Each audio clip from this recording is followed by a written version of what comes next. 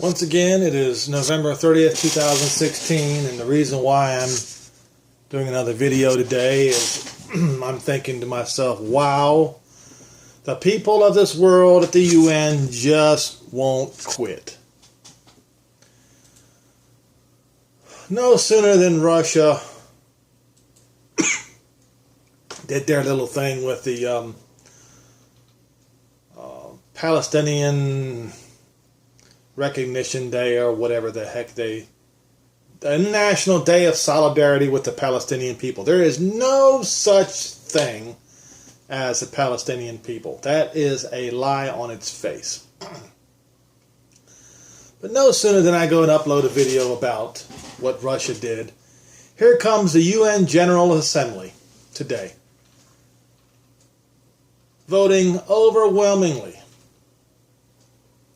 to support a resolution that used solely Muslim language to describe the Temple Mount. Now, to those nations who call themselves, it doesn't matter. Well, I don't care what they call themselves. They call themselves Christian, and I guess that somehow makes them better than all the other pagans. But they use Muslim language. Well, that makes these so-called Christian nations Muslim, who adopted this Muslim language to describe the Temple Mount. Out of United Nations 193 member states, 147 voted in favor, 7 voted against, and 8 abstained. The Jerusalem Resolution, this is on the Jerusalem Post, by the way.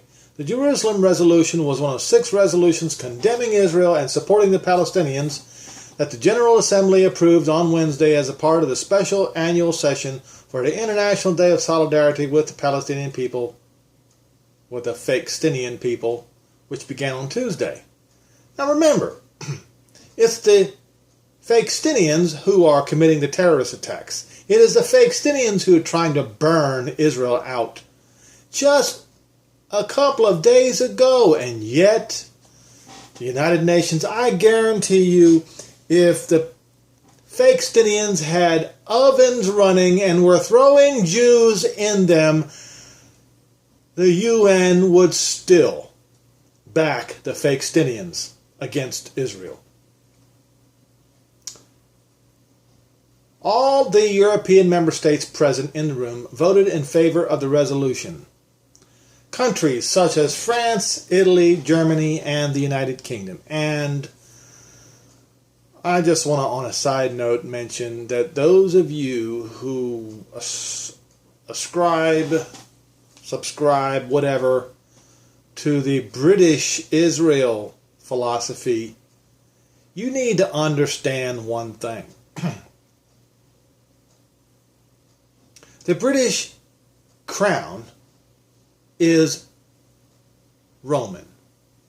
It is German, it is Roman, it is of the crowns, it is of the 10 kings of Europe. It is of the 10 toes of Daniel 7. Okay? The British are not Israel. Israel was scattered into all the nations, and a good chunk of them at the ends of the earth, beyond the Mediterranean Sea. I will go to Isaiah 66 and talk about that in just a little bit, but I'm going to finish this up. The states that opposed the Jerusalem Resolution were the United States, Canada, Israel, the Marshall Islands, Micronesia, Nauru, and Palau. Those abstained were Australia, Guatemala, Panama, Papua New Guinea, Paraguay, and Vanuatu. Okay, so as you can tell, the whole world, with the exception of just a few, stood and stand with the squatters, the terrorists, who don't belong in the Holy Land, who don't belong in the land of Israel. Now, I'm going to go to Isaiah 66, And I think I'm going to do both King James and New Living Translation because I think this is important.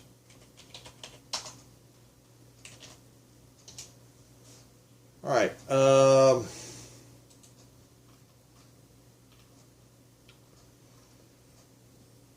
In Isaiah 66, in the beginning part, he's talking about how heaven is his throne and earth is his footstool.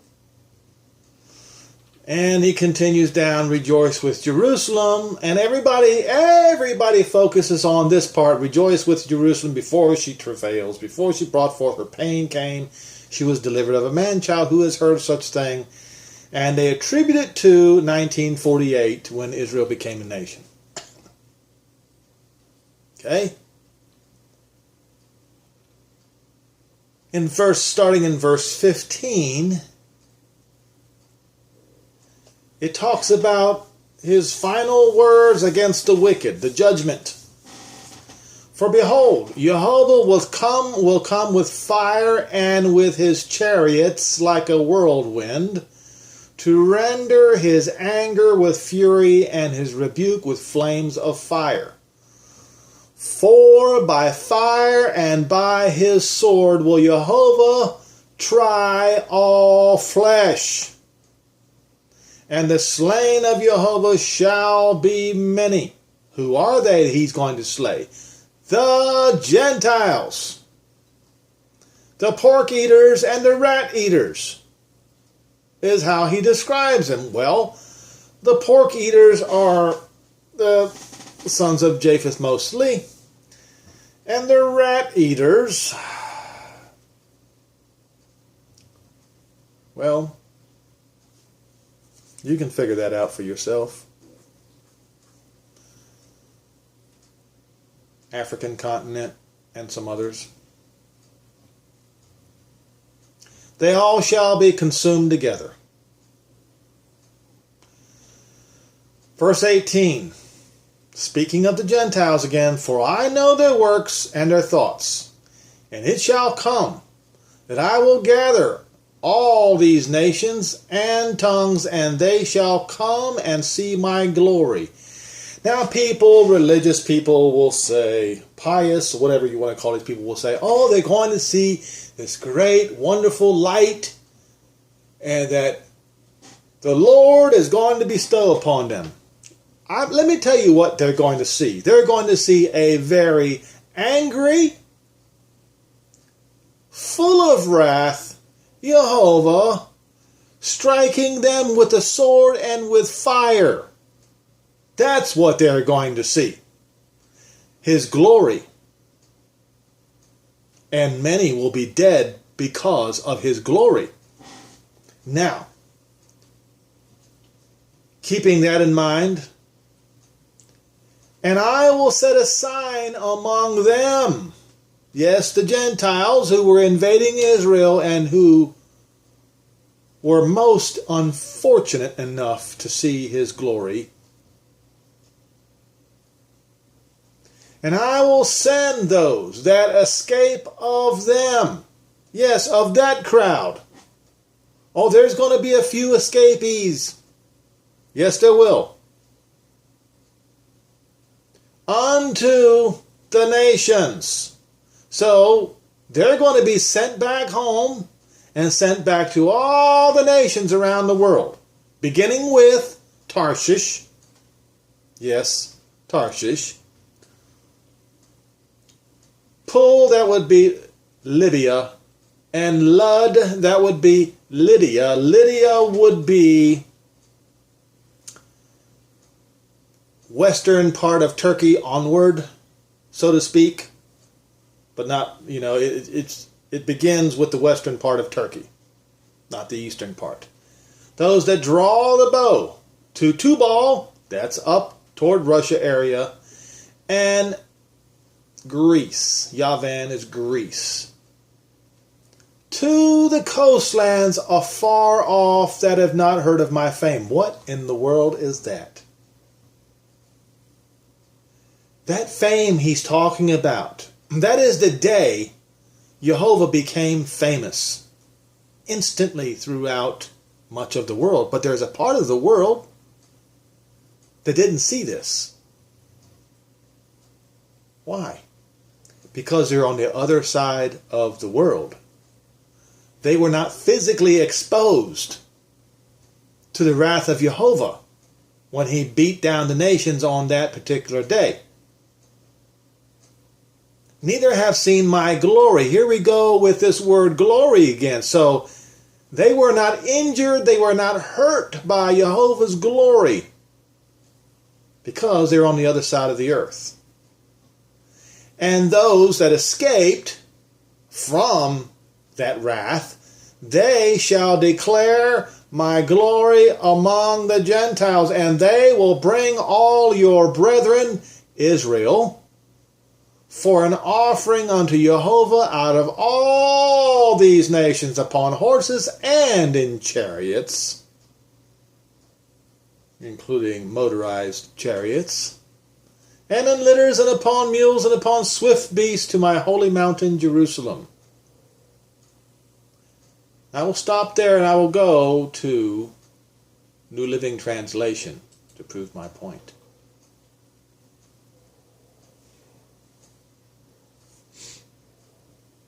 Verse 18, I can see what they are doing and I know what they are thinking. So I will gather all nations and people together and they will see my glory. Yes, in the valley of Jehoshaphat. In the mountains of Israel. Yes, they're going to see his glory. And many will not survive his glory. I will perform a sign among them, and I will send those who survive. Yes, those who escaped. Those who survived his glory, to be messengers to the nations, to Tarshish, to the Libyans, to the Lydians, who are famous as archers, to Tubal and Greece, and to all the lands beyond the sea. Beyond what sea? Beyond the great sea, which is the Mediterranean Sea. As you notice, every one of these nations he listed, Tarshish, Libya, Lydia, Tubal, and Greece, with only one exception, Tubal, the rest were west. And so when he says, to all the lands beyond the sea, that is the Americas, that have not heard of my fame or seen my glory. Now you understand that much of the Americas will not participate in this act of evil against Israel. Therefore, they will not have the great misfortune of seeing Jehovah's glory in his anger. They will only hear about it from the survivors. And those survivors of that terrible event will convince, they will be sent as messengers along with others, along with even angels, I'm sure, but they will be sent to convince people, to convince the nations around the world to bring all Israel home. And of course, the two witnesses will be backing up all of that with plagues.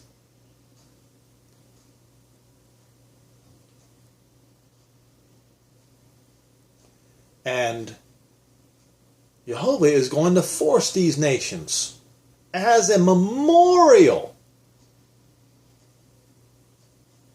Verse 23, all humanity will come and worship me from week to week and from month to month, and they shall go out to see the dead bodies who rebelled against Jehovah. For their worm dies not, and their fire is not quenched, and all who pass by will view them with utter horror. Yes, they will learn not to mess with Jehovah, the Elohim of Israel. And you can look and you can see who Israel's enemies are, who their persecutors were. Every nation who ever persecuted Israel, from the time they were cast out of their land until now, will face judgment, without exception. So to those 147 nations who voted in favor of this blasphemous abomination against Jehovah, the Elohim of Israel, prepare yourselves. Your judgment is coming.